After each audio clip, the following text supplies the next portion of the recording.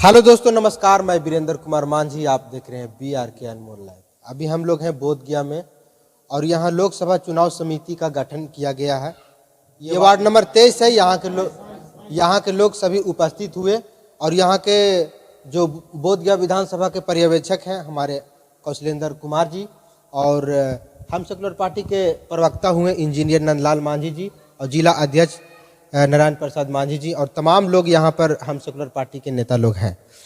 हम जानना चाहेंगे कि 2024 का जो चुनाव है, अभी अभी माननीय मांझी जी की तरफ से ये बयान आया है कि जमुई से भी हम सेकुलर पार्टी चुनाव लड़ेगी, लेकिन क्या सच्चाई है, कहाँ कहाँ से हम सेकुलर चुनाव लड़ेगी, ये सारी बातों को हम लोग जानने के प्रयास करेंगे। सर, सबसे पहला मेरा सवाल है कि आज का जो बैठक है किस बेसिस पे है सर? आज प्रमुख रूप से बोधगया विधानसभा के बोधगया प्रखंड के नगर का आज चुनाव, लोकसभा चुनाव अभियान समिति का आज गठन होना था। आज वही गठन का यहाँ पर प्रमुख बैठक हुई है, जिसमें से नगर के कुल 33 वार्ड है। 33 वार्डों के वार्ड अध्यक्ष और प्रखंड अध्यक्ष देखिए मिथिलेश जी आए हुए हैं। नगर के उपाध्यक्ष हैं दलित प्रकोष्ठ के हैं उमेश दास जी हैं। सभी लोग आए हुए हैं। हमारे नारायण जी जिला अध्यक्ष जी हैं, सब लोग आए हुए हैं। तो आज हम लोग प्रमुख रूप से जो लोकसभा चुनाव अभियान समिति का एक गठन करना था, आज उसी गठन के उद्देश्य को लिए हम लोग यहाँ पर आए हैं। प्रत्येक बूथ में हिंदुस्तानी और मोर्चा का एक एक सिपाही वहाँ मुस्तैदी के साथ कैसे काम कर सकता है, इस पर हम लोग मुख्य रूप से फोकस कर रहे हैं। और एक बूथ 10 यूथ का जो हमारे राष्ट्रीय अध्यक्ष का नारा है, उस नारा को हम लोग मंत्र मान करके प्रत्येक बूथ पर 10 लोगों का हम लोग गठन कर रहे हैं, जिसमें से 2 महिलाओं का और इसके बाद सभी वर्गों का समान रूप से प्रतिनिधित्व देने का हम लोग प्रयास कर रहे हैं। और उसी प्रयास के कड़ी में जो हमारे साथी हैं, सिपाही हैं, सहयोगी हैं, सबका एक तरह से विचार विमर्श आज यहाँ पर हो रहा था। और लगभग 33 वार्ड में लगभग 16-17 वार्ड का आज हम लोग गठन कर चुके हैं और अगली बैठक में पुनः इसको और विस्तारित करते हुए इसको पूर्णतः इस काम को पूरा करना चाहेंगे। हमारे साथ विधानसभा बोध गया विधानसभा के पर्यवेक्षक कौशलेंद्र कुमार जी हैं। सर से भी हम जानना चाहेंगे, खास ये जानना चाहेंगे कि कल माननीय मांझी जी जो बयान दिए हैं कि जमुई से भी चुनाव लड़ेगी हम सेकुलर पार्टी, तो क्या सच्चाई है? कितना टिकट हम सेकुलर पार्टी के मिल रहा है? कितना सीट पर हम सेकुलर पार्टी लड़ेगी? नवादा में भी दावा ठोका जा रहा है, गया लोकसभा में भी दावा ठोका जा रहा है, और अभी जमुई में भी दावा ठोका गया है। तो एनडीए की तरफ से कितना सीट मिल रहा है सर? अभी इस पर कोई चर्चा नहीं हुई है।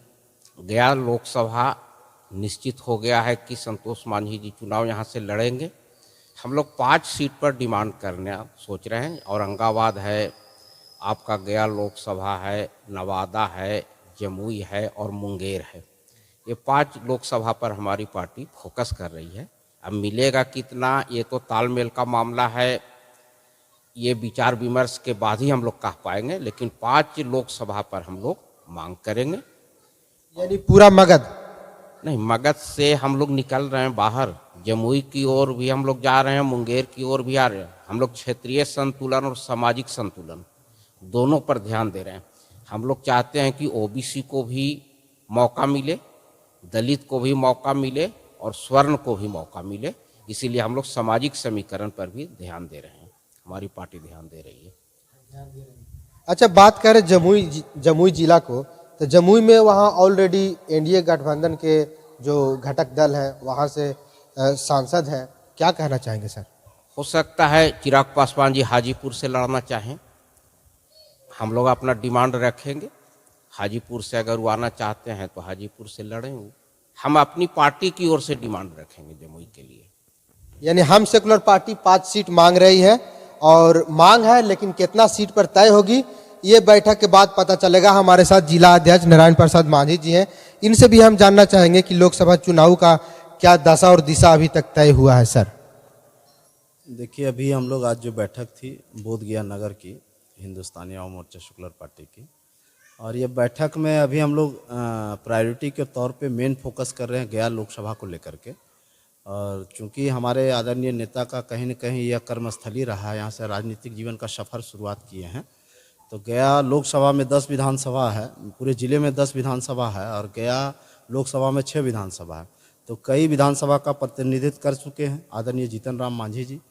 तो हम लोग की चाहत है कि गया लोकसभा सीट अभी हम लोग एनडीए में है, तो हम पार्टी के खाते में आए और यहाँ से उम्मीदवार के रूप में हम सभी कार्यकर्ताओं की चाहत है कि पार्टी के राष्ट्रीय अध्यक्ष और पूर्व मंत्री यहाँ से उम्मीदवार हो, और उसी की तैयारी को लेकर हम लोग हैं। और हम लोग का यह प्रयास है कि वार्ड स्तर पर, बूथ स्तर पर अपने समर्पित कार्यकर्ताओं को कहीं न कहीं नियुक्त कर रहे हैं। और यह चुनाव इस परिप्रेक्ष्य में हम लोग तैयारी कर रहे हैं कि यदि लोकसभा चुनाव में उम्मीदवार होंगे संतोष मांझी जी, लेकिन वार्ड पर जो हमारे समन्वयक होंगे या अध्यक्ष होंगे, कहीं न कहीं वो अपने आप को संतोष मांझी मान करके चुनाव की तैयारी करेंगे। और हम लोग का यह प्रयास है कि एनडीए यह सीट भारी मतों से जीते और पुनः एक बार फिर से देश के यशस्वी प्रधानमंत्री नरेंद्र मोदी जी को हम लोग प्रधानमंत्री बनाएं।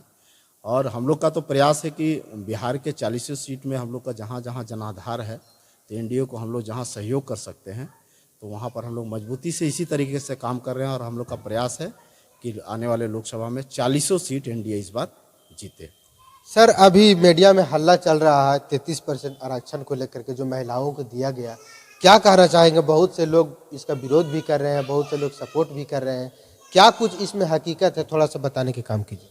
नहीं, 33% जो आरक्षण आया है महिलाओं के लिए, हम लोग, हमारी पार्टी, आदरणीय नेता हमारे इसका समर्थन करते हैं और यह बहुत पहले हो जाना चाहिए था।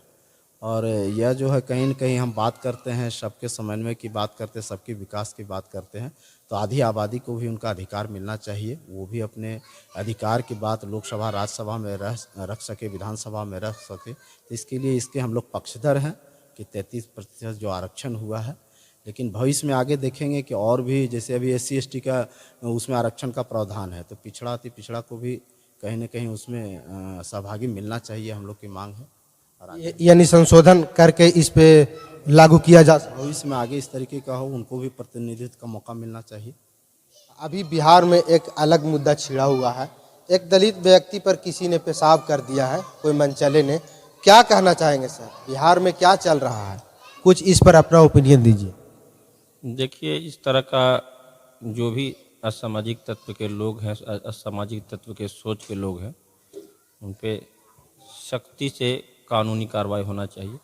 और ये बहुत ही गलत और दुखद घटना है, इस पे हम निंदा करते हैं कि ये बहुत ही गलत हुआ है और जो दोषी है उसको सज़ा मिलना चाहिए कि भविष्य में किसी तरह का कोई भी व्यक्ति पे इस तरह का घटना ना घटे। क्या कहना चाहेंगे सर, क्या कहना चाहेंगे? कुछ नहीं बोलेंगे। हम सेकुलर पार्टी के तमाम नेता यहाँ उपस्थित थे, बातचीत हुआ। आपको वीडियो कैसा लगा कमेंट बॉक्स में जवाब दीजिएगा, वीडियो को शेयर कीजिएगा। बहुत बहुत धन्यवाद।